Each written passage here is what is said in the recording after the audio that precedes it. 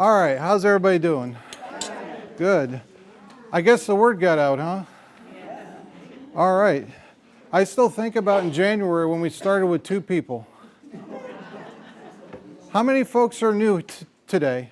Oh, wow. All right, great. So thank you for coming. That's excellent. All right, hopefully we got, we don't let you guys down, such high expectations.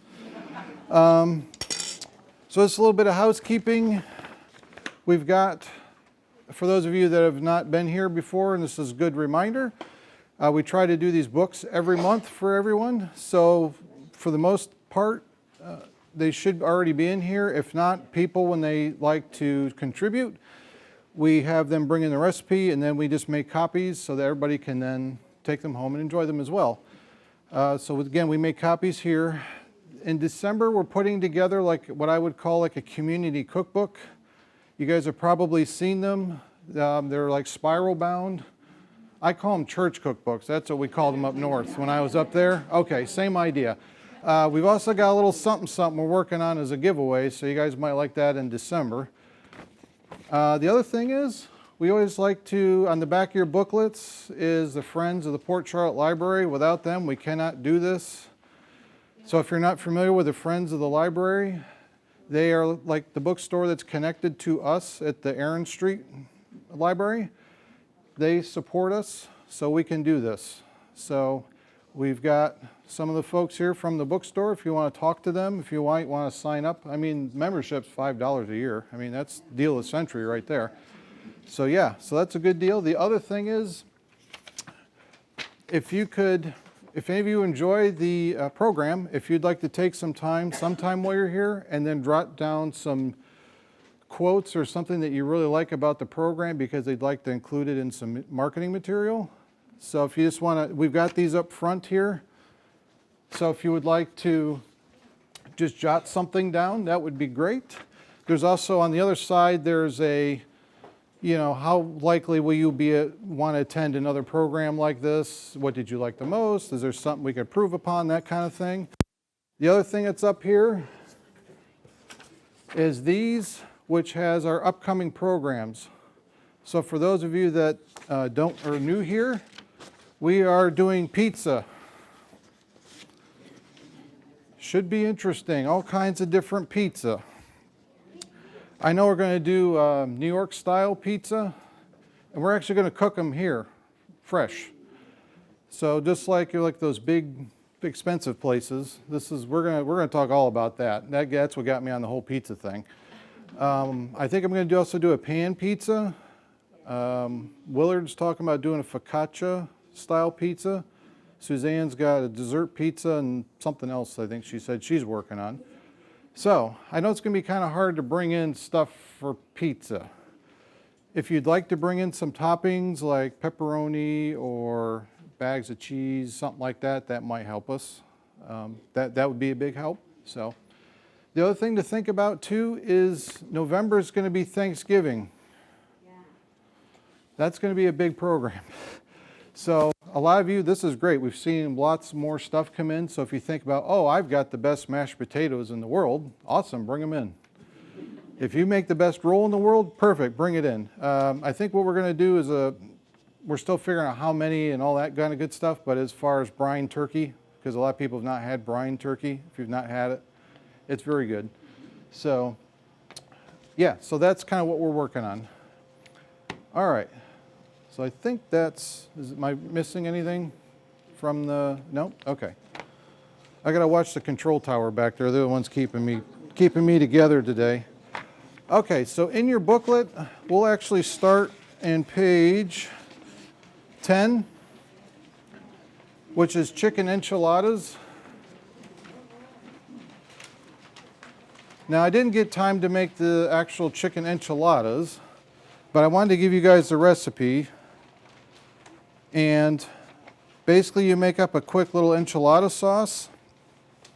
I'm taking a page from Suzanne's book. She's all about semi-homemade, make it simple and easy, which I'm all for that. So instead of going through the deal of cooking chicken, it does say 1 pound of boneless, skinless chicken thighs trimmed and cut into strips. You can do that, or you can even use rotisserie chicken. In fact, what I brought today, we used rotisserie chicken for the, and the store's already cooked it. They've already taken the time to do it. Why not use that, right? So basically, this will give you some ideas for if you want like a chicken enchiladas. Really good, really flavorful. What I brought to you today is page 9, which is Thai chicken salad with peanut dressing. Couple notes about this before I forget. There is peanut butter in the sauce. So if anybody's got like a peanut problem, we'll steer clear of this. Now we've got some folks I know that can eat peanut butter, but they can't have the nuts or seeds. So if you're in that category, I did not put actual peanuts in this, whole peanuts, and the cucumbers have been seeded. So if anybody's in that category, then you can have it if that works for you. All right, again, we're going to leverage the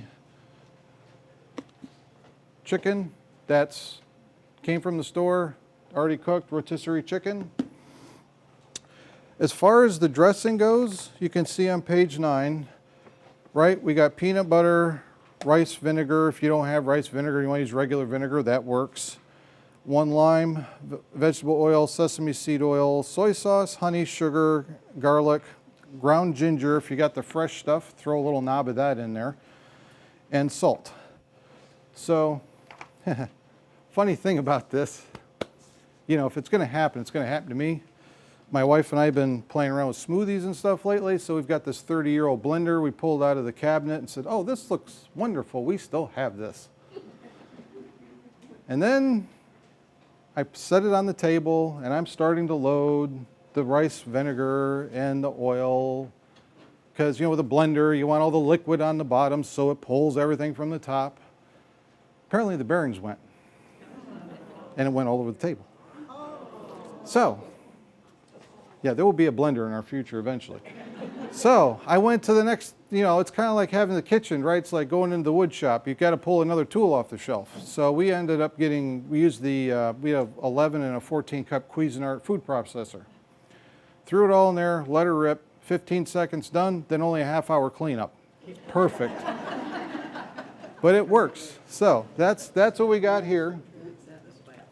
So yeah, this is actually going to be real simple. Like I say, I know we do a lot of involved stuff, but this is going to be a real pared down recipe for you today. So for the salad, again, the rotisserie chicken, shredded cabbage. So again, you could use lettuce if you want. We thought the cabbage might hold up better. Again, already shredded at the store. 2 carrots julienned. Julienned, okay? All right. I know. I feel like something's going to happen to me up here. Like I'm going to turn into smoke. I don't know. So, all right. So I actually did take the time to cut up the cucumber and the bell peppers. So there you go. I did put some extra work into that. We've also got some fresh cilantro, which we can chop some of that and throw on there. So basically to put this together, and I can't forget to tell you guys about this deal too. That's another little piece of information. All right, so this is going to be real simple. I almost feel like I'm cheating you guys after all the stuff we've done since January. My grandparents up north, I did a lot of cooking and baking with them. They cooked a lot for the community because they were part of, now this town maybe only had 200 people, if that. That was a lot. No stoplights, out in the middle of Pennsylvania, nowhere. But they had a Lions Club and a church. So there we go. Oh, nice to see you. I haven't seen you in a while. So they got 198 people there right now. So they would obviously, one of the things my grandparents would do, like when we talked about like the ice cream socials, they was in charge of the grape nut ice cream. But when we had these summer events at the church or at the Lions Club, or they did have like a outdoor activity center kind of place up on the lake, their thing was coleslaw. I can still remember my poor grandmother and grandfather was food processor. They would come with a box of cabbage. Box after box, and that's all they did. I'm surprised they didn't blow the food processor up, to be honest with you. All right, so we've got that there. So, right, eat with your eyes, that's what I always say. So these are the colored peppers. The thing I learned about bell peppers that are colored, they actually have more vitamins and minerals in them than the green ones. Believe it or not, I actually eat a salad for lunch every day. I know it's hard to believe, but so I always get the colored ones. If you're a Sam's person, you can get 6 in a pack. They're not too bad. These came from Walmart, same company, but you get, I think there was 3 in the pack. All right. See, we need some stirring music is what we need now. That'll be the next thing. We'll need like a live band in the back, you know. Like, anybody remember Emerald Live? We were talking about him earlier today. Emerald Live and what was it, Doc Gibbs? And yeah, those are good times. Back when Food Network actually used to show you how to cook stuff. Okay, so we got that. We're going to throw the old chicken in there. Oh, I should have brought the really big bowl. This is just a medium bowl to us. We got a big bowl at the house. All right.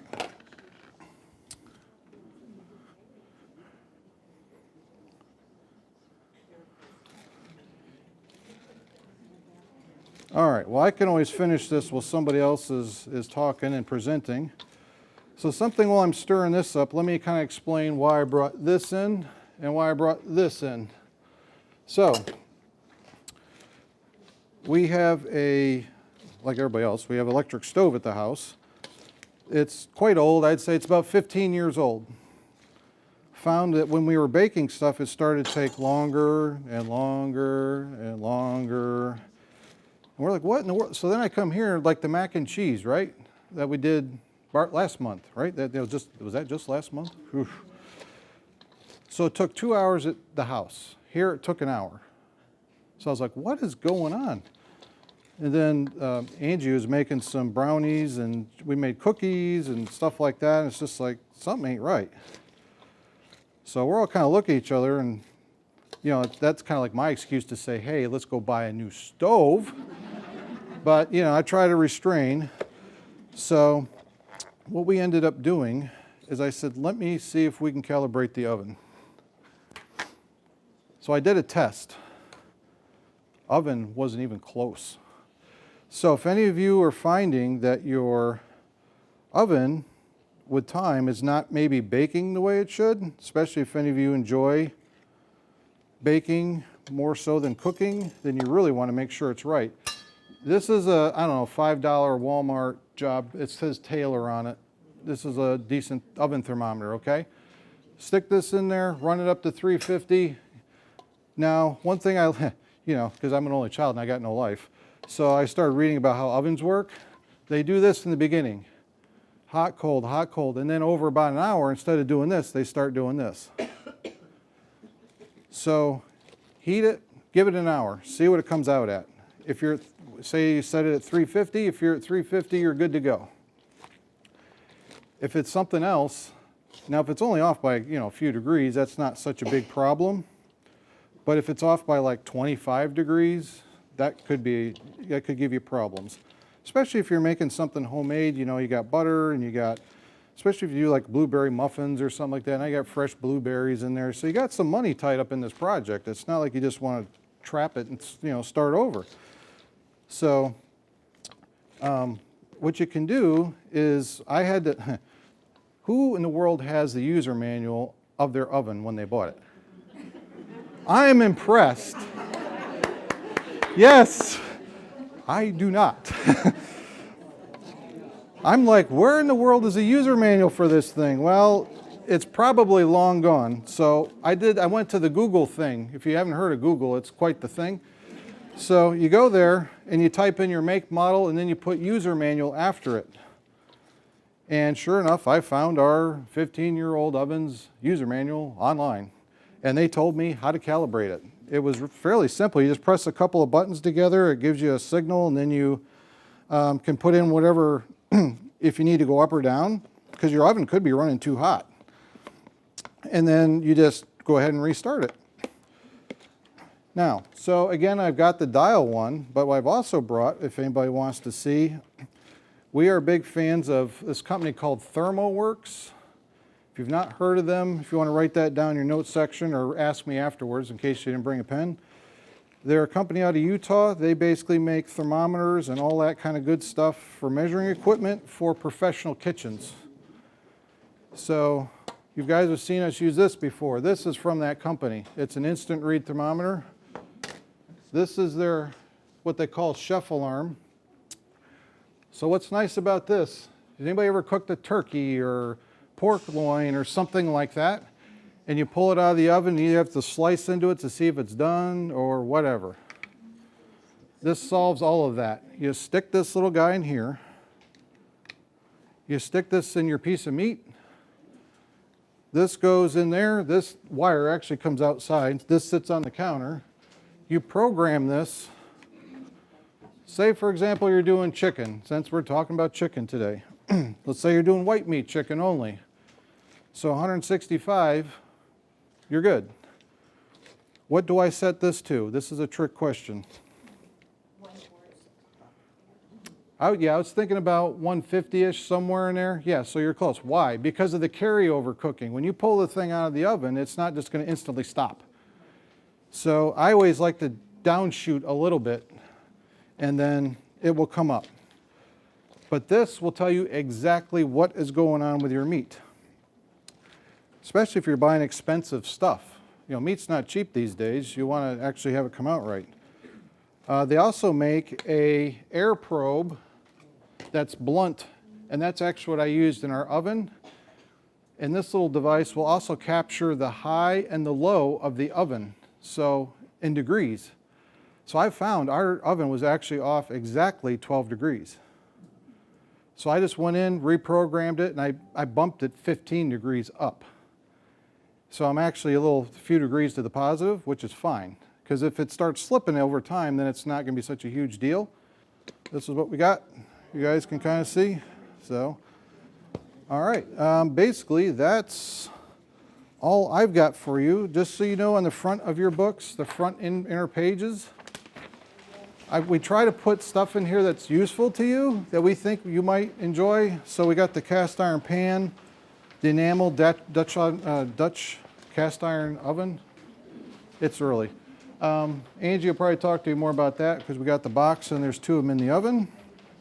The meat thermometer, which we kind of have here, and then Willard's got a different one. You can look at his too. The rotisserie chicken is more of a shortcut. And then the brining chicken. Has anybody ever had dry chicken? So if that's ever happened to you, how many people have never heard of brining? Just curious. A couple of you? Okay. The short version is you basically soak it in salt water with flavorings. And osmosis happens and the water and the seasonings can go inside the chicken. And then when you go to cook it, it doesn't dry out. You're kind of giving yourself a little bit of insurance. Then on the next page, we gave you kind of like the cuts of chicken. So if you're looking for a particular kind, that might help you out. So I've got a couple of recipes I'd like to talk about today. The first one is just a basic chicken and rice, and it is on page 5.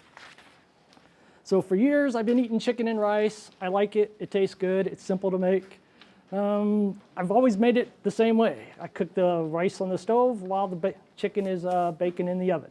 I typically like to use chicken thighs. For me, it has a little bit more flavor and fat, or more fat and that's more flavor. Also, it doesn't dry out nearly as easily as chicken breast does. So I've been making it the traditional way, bake the chicken in the oven, cook the rice on the stovetop, and then mix them together. And then when I'm finished with the chicken, I will pour some of the oil and rendered fat out of the chicken directly into the rice, just to give the rice some more flavor too. So this year when we were talking about doing chicken inspired dishes, I thought, well, mine's pretty basic, so I'll share that. Most people will probably do something similar at home also. But it made me think, what could I do different? And one thing I found online was a chicken casserole where you actually cook the chicken and rice at the same time. Thus, the chicken fat that's in the dark meat, the thighs, will actually render out directly into the rice as it's cooking. So again, just another way to simplify steps, saves me 2 steps. So on page 5, you'll see the basic instructions for it. This is really basic. I like the simple version of just some kind of liquid, rice, and the chicken, and maybe a little bit of seasoning. So there are a lot more variations you can do with this recipe. There are a lot of people who use different flavored soups as their liquid base. In this particular case, I've been using beef broth just because the beef broth is a little bit stronger flavor than the chicken broth, and it just adds more flavor to the rice itself. So basically, I'll start preheating the oven. I'll have my casserole dish in the oven at the same time. I'll have some oil in there. Typically, I like to use olive oil, but you can use any oil that you want. I'll start to roast the rice in the casserole dish as I'm warming up the liquid. You can pour the broth or water directly into the rice, but if you do it at room temperature, it's going to take a lot longer for the rice to cook. And you want the rice to cook at the same time that the chicken is cooking so that you don't have to do too much work to separate the two items. So in that case, what you'll want to do is, while the rice is actually roasting in the casserole dish, I'll heat up the broth in the microwave almost to the point where it's boiling, then pour that directly into the casserole dish. The casserole dish is already heated up at this time. The rice is already heated up because it's been roasting in the oil. And then the hot water will come in and it'll actually boil in the casserole dish because the casserole dish is much higher than the water temperature is. So then I'll just lay the chicken on top and walk away for about 20 minutes, come back and check to see how things are going. I won't pour all of the broth in at the same time because I don't know how much liquid the rice is going to soak up. So I'll come back, check it in about 20 minutes, see if I need to add a little bit more liquid. In today's case, I did have to add, I made a larger batch than this says, so I used about half of the liquid I had left to top it off to make sure that the rice itself wasn't too soggy and it wasn't too dry and crispy at the same time. So another nice thing about using chicken thighs instead of chicken breast, even though chicken breast might be considered a little healthier, is the chicken thighs take a little longer to cook, and so it matches up well with the cook time of the rice. If you want to go with chicken breast, you can. Just be aware that you might want to start the rice cooking first and then add the chicken after the rice has had a chance to cook. Speaking of the rice, there's a couple of variations you can go with. I typically like to use brown rice. That adds an extra step into it. Brown rice will typically take about 10 minutes longer than white rice to cook. So when I'm making my brown rice mix casserole, I'll actually start the rice first, let it cook for about 10 minutes, and then add the chicken breast at that point. With the white rice, I could easily add both of them at the same time and not have to worry about one cooking faster than the other. So, word of warning, if you like to use the minute rice, even though it's usually about 5 or 10 minutes instead of a minute, this will cook much, much faster than traditional long grain rice. So if you're going to do that, be aware that your rice may tend to overcook. If it overcooks, it's not a terrible thing. It's still going to taste like rice. The texture is just going to change a lot and maybe a little bit mushier. If you're comfortable with that, go ahead and use the minute rice. Correct.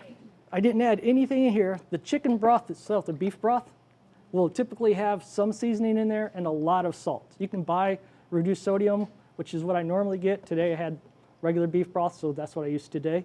So I don't add any salt to it. I do add fresh pepper when it's done cooking, and you can add any spices you want to give it more flavor. I like to keep mine a little bland. I don't know why. I don't like to overspice my foods too much, but you just go crazy with whatever spice that you like. Yep. Skin or no skin on the chicken? Skinless. You can use the skin, but then you're going to get a lot more fat, and not everybody likes a lot of fat added to their thing. So in today's case, I went with skinless, although I did leave the fat that was there on there, just so that it will add a little bit more flavor. So another healthier substitution for traditional rice is quinoa, if you want to try that. Lily's dish was really good last month, so I actually picked up a bag of quinoa last month, and I'm going to do a variation of quinoa at some point in the future. So I'm looking forward to it. Okay, any other questions about the baked casserole? So it's basically just chicken and rice, a nice, simple, healthy meal. So the other meal I prepared, or actually not a full meal, it's good. Oops, I'm going to step over there,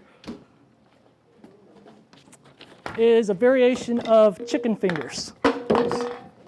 So I assume most of us have tried chicken fingers or chicken nuggets at some time.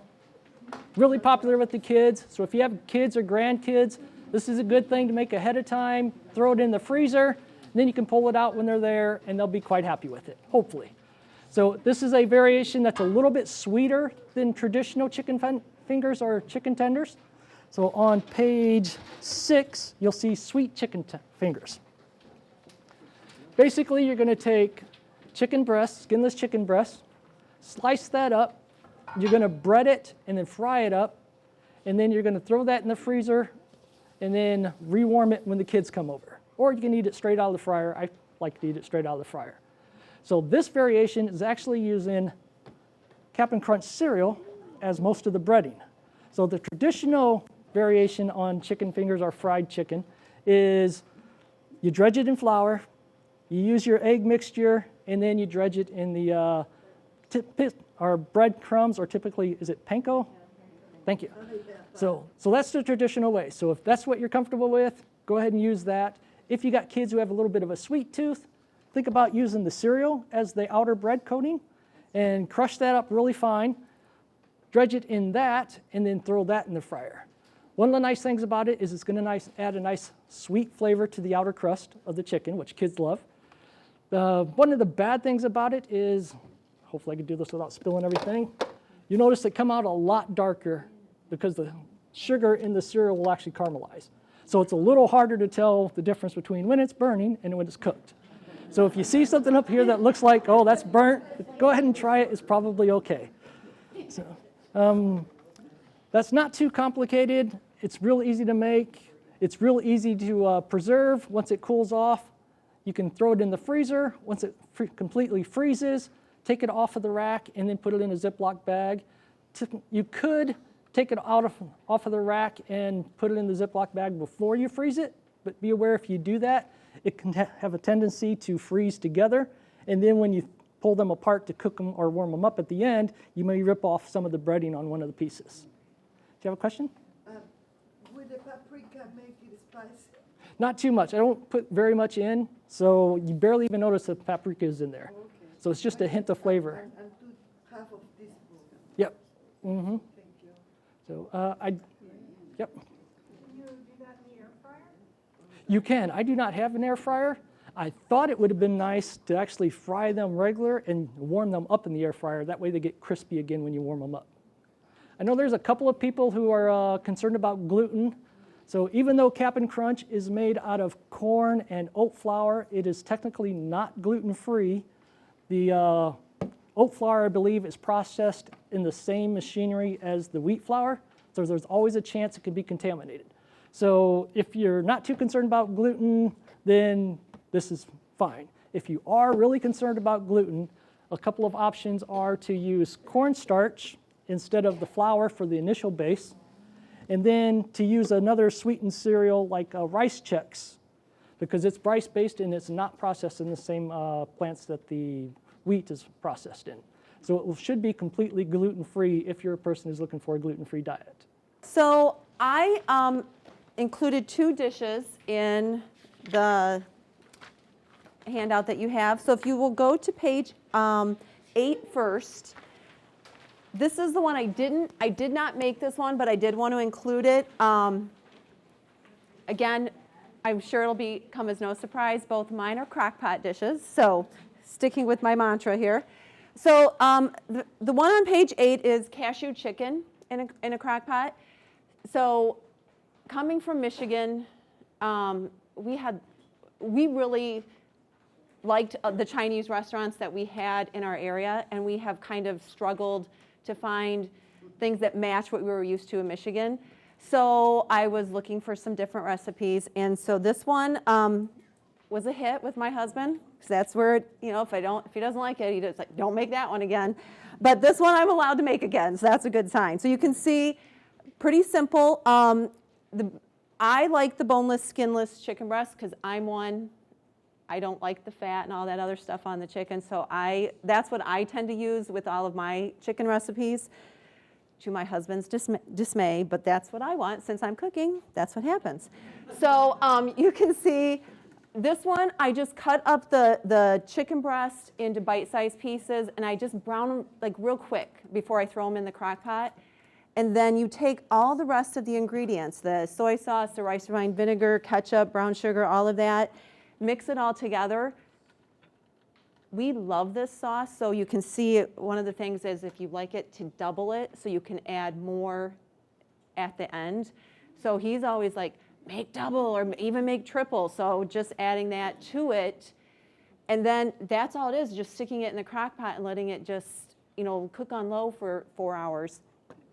And then what we found is like I would add like broccoli and everything, and instead of cooking it separate, he's like, throw it in the crock pot. So like the last 45 minutes or so, I just cut up those, in a bite-sized pieces and throw that in, and so it keeps it, it's not so soft, but it has a little bit of the crunch. And then right before I serve, I just throw in the cashews, and that works. And then I just do a side of rice on the side, extra, that's why it's a side. And then I just serve it, put the rice on, and then dish it all out, and that works out pretty good. So again, the extra sauce is kind of what makes it. So if you like that, you can adjust the different ingredients. I like spice, so I know ours is a little bit spicier. So you can always, you can play with it and leave out the things that if you don't like some of like the red pepper, the red crushed red pepper, you can leave that out. Do you chop the cashews? I do not. I buy the chopped pieces, and I actually buy the honey cashews, so that kind of mixes in another little bit with the flavor. So I had another, yes. Salted or unsalted cashews? I use unsalted. Okay. I think it's all your preference. Like that's, although there have been times where I have bought the salted on accident, and then I have a hard time keeping them for the actual dinner, like the meal, because I find that he has snacked on those, and I'm like, where are my cashews? So, yes. I don't have an Instant Pot, so no, I have not done that. Have you had leftovers? We have, and you can do this, like, you can make it you could make it 1 pound, so if you don't want leftovers, if we know we have more people coming, I can always increase the amount and then just adjust it as I go. The other one I have is, again, a crock pot recipe, and basically is about, this one is 5 ingredients if you don't include the pepper, so 6 maybe. But you start off with 1.5 to 2 pounds of a chicken breast, and you just put them in your crock pot. Oh, I'm sorry, page 4. Thank you, page 4. The Olive Garden chicken pasta. This one I like. I use this one a lot when we have people coming in and we're not sure what time they're traveling in and they're not sure, and so this is an easy dinner just to have on hand. So it calls for, like I said, 1.5 to 2 pounds of chicken, and again, you can adjust that, and I use the boneless, skinless chicken breast, and you just put that in there, dump the Olive Garden dressing on top. At Walmart? Walmart, everything, yes, Walmart. I didn't know if I had to go up to Olive Garden. Nope, you don't have to go to Olive Garden. They have that at Walmart and at Sam's. And I think they have it at Publix too, but you'll pay a little bit more. So after you put the dressing on, I just ground some pepper on there, just sprinkled some pepper on there, took about half a bag. You adjust. It says a 1/4 cup, but you can never have too much cheese. So throw some cheese in there, and then I just cut up a block of cream cheese, like into the little pieces. So and you just set those on top of all your chicken breasts. That's it. You just turn it on low for 4 hours, let it go. As you're getting closer, or if people are coming, we're running late or whatever, then all you have to do is cook your pasta, on the stove, and then when you're ready to serve, I did the pasta this morning. I did the chicken last night, cooked my pasta this morning, threw it into the crock pot so it would have a chance to kind of heat up again, and then just mix it all up, and then you throw a little bit more cheese and a little grated cheese on there. You call it good. Throw together a salad, loaf of garlic bread. You got yourself a great meal. Like I said, I've used it a lot when we have people traveling in that they think they're coming at this time, but traffic, whatever, they get a later start. So this one works out pretty well. Any questions on this one? So the one on the left is a grated Parmesan that you put on, Yes. and then on the right is that fresh Parmesan? You can use fresh Parmesan. If I have fresh Parmesan, I use that. If not, I use the grated. I use like the finely shredded to start with. I threw some grated on this morning before I left, and I figured I'm just going to top this off right now. Because again, you can never have too much cheese. Hi everyone, I'm Angie, and I'm a foodie, and I love comfort food. So today my recipe that I'm sharing with you is the Dutch oven roast chicken and vegetables. I'm all about the one pot deal. So for this recipe, I wanted something that could combine your vegetables and your chicken together into one pot. It's great for company or just a Sunday afternoon or just wanting, yeah, exactly, just want some good old chicken. So what I did is I started with, between these two, I think they're what, 12 pounds? Yeah, 12 pounds total combined chicken, whole chicken. I cut up my carrots into chunks. Today I have just used the baby carrots since it's just what I had, but you can use the whole carrots as well.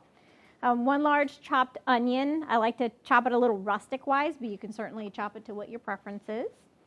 One bag of the 24-ounce baby, I use the Ruby Sensation potatoes. Just scrubbed them up, cut them up, trimmed them up as big as whatever you like.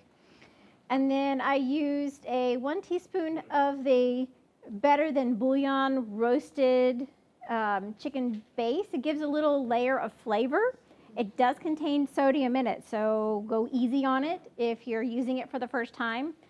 There's only 1 teaspoon in each pot. That's it. So I didn't want to over salt, but you can certainly change that to taste. 1 cup of hot water. I just dissolve the bouillon in the water, and then at the end, before I put it in the oven, just pour that over the vegetables and put it in the oven after that. I used 3/4 teaspoon of paprika, 1 teaspoon of thyme, teaspoon of oregano, a teaspoon of onion powder, and a teaspoon of garlic powder, salt, pepper to taste. I've certainly done this with rosemary or a little bit of like cumin or your kind of holiday spices as well. You can play around with the spices, whatever you choose. But this is what we usually make ours at home with. And then I use a compound butter. How many people have used a compound butter before? Well, so some of you have experience with that. Others, it might be new. I actually make it. So a compound butter is when you take a softened butter with, you can mix your herbs, your spices, whatever you like in that. And I actually put that underneath the skin of the chicken, between the skin and the meat. So basically it's self-based. So this is actually what we use for a lot of times our turkey recipe for Thanksgiving. So it's kind of a hands-off. You don't have to do that basting. And it tastes fantastic. So with that compound butter, just take the softened or room temperature butter. I use, you can use salted or unsalted just for preference. If you're watching your sodium, then you want to probably use the unsalted. And mix in my minced garlic, my onion powder, and the paprika. Now for us, with our garlic, we keep one of those big jars of pre-minced just for convenience, but you can certainly use fresh if you like, roasted garlic or whatever you prefer. So I put that all together, the chicken's in the center, put a little bit of the vegetables on the bottom, and then surrounding the chicken, so that way it kind of soaks up some of those juices and it's kind of engulfs and let those flavors mingle in the pot. And then on the top, I just sprinkle just a tiny bit of my spices that I mixed for my vegetables to give it some color and flavor on the skin of the chicken. So when I bake it in the oven, depending on your oven, at home it took us about 90 minutes. Here it took just shy of that for the chicken to be done and the vegetables. And then the last 10 to 15 minutes, I pulled the lid off and allowed that skin to brown and give it that golden color. And I'd let it set for a few minutes and just serve it up. And this is great. I've taken the leftover chicken, put it on salads. I've made chicken salad before. I've made soups with it. It's kind of like your rotisserie chicken type of style flavors and textures. It's nice and juicy because of that compound butter, but you got that little bit of that crisp on the skin, so it's got that balance between nice moist chicken with a little crunch on the outside. And we just serve it as a one-plate meal and enjoy. Any questions? Oh, the pot.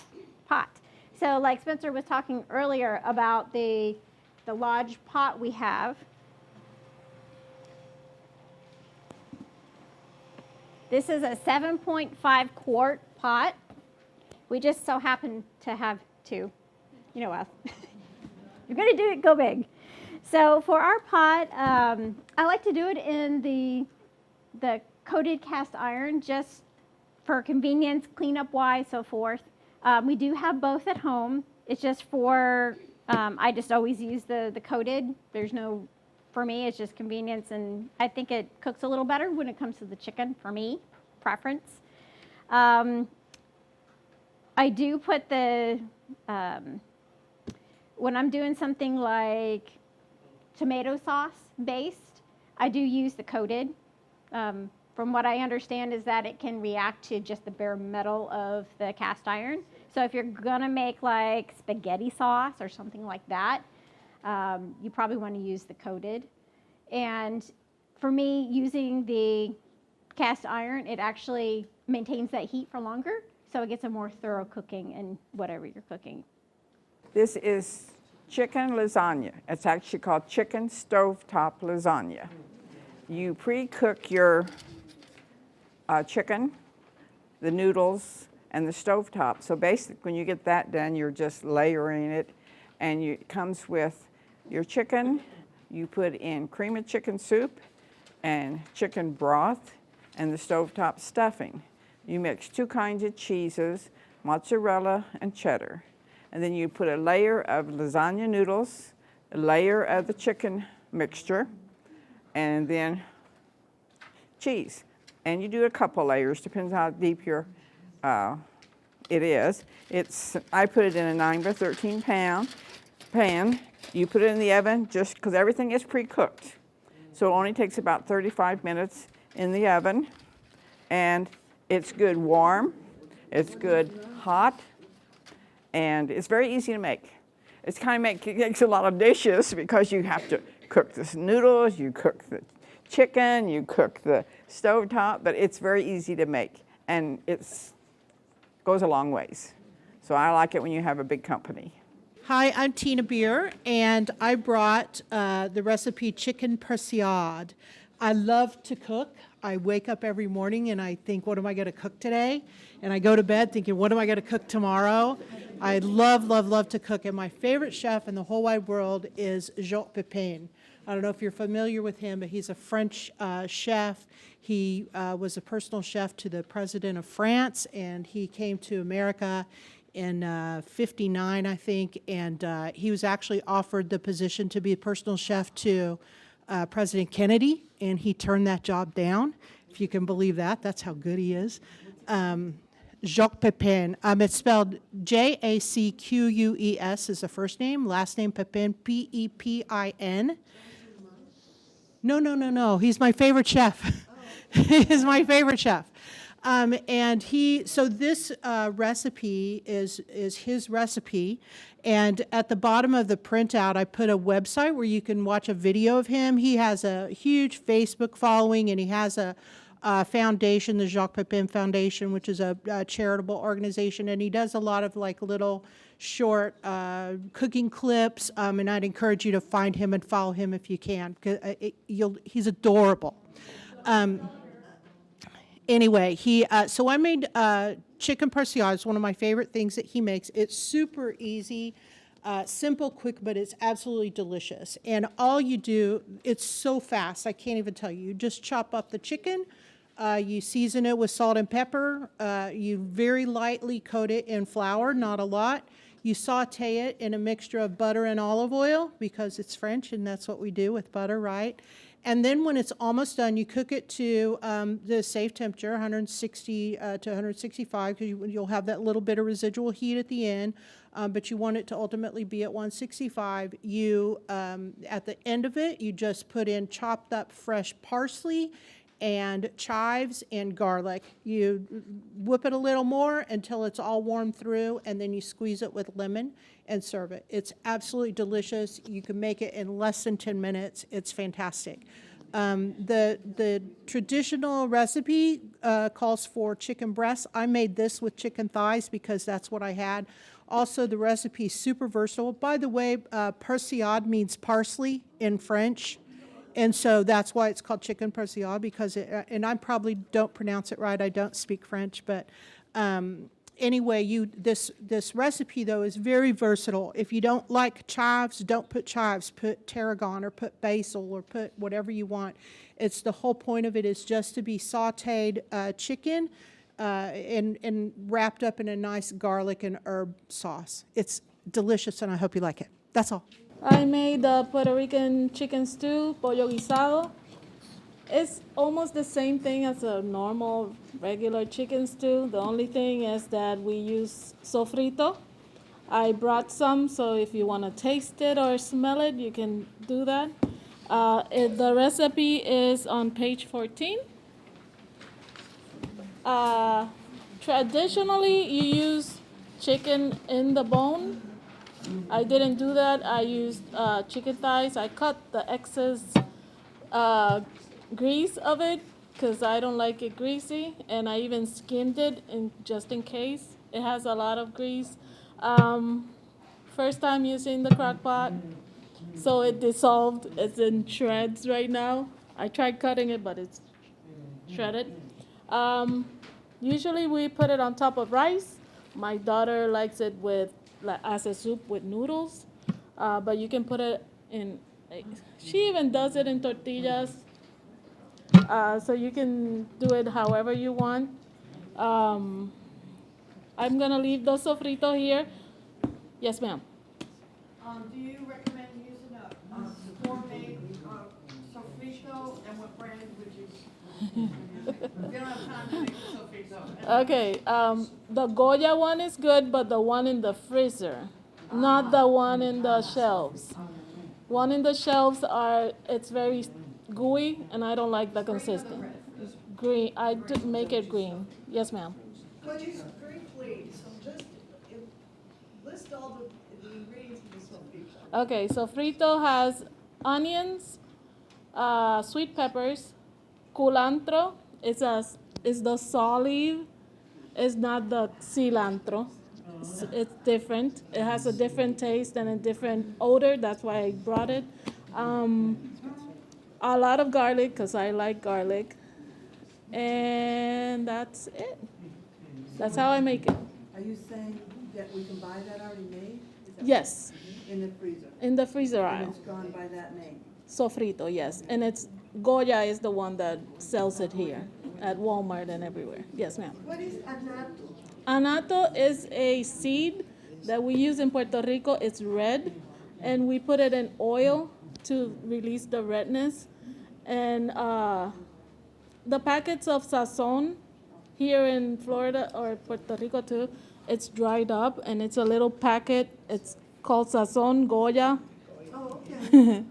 It's a little red packet, and it has the seasoning in it. And it comes in powder? Yes, Okay. it's in powder. How do you spell Goya? Goya. Oh, that Goya. Yes, that. And also we use adobo here. It's not the same thing as your adobo. Ours is powder. It's a mixture of onion powder, garlic powder, oregano, and what else? Salt. And are those olives more salty, or is it wide open? Salty. They're salty? Yeah. And you decide how. I put potatoes, not carrots on mine because I didn't have carrots. And the olives is optional. I don't like cooked olives. I prefer them raw. But I put the olives because the recipe said. So it's Okay. not spicy, right? No, it's not spicy at all. because I knew you would ask. And you can try the sofrito or smell it. I'm gonna leave it right here.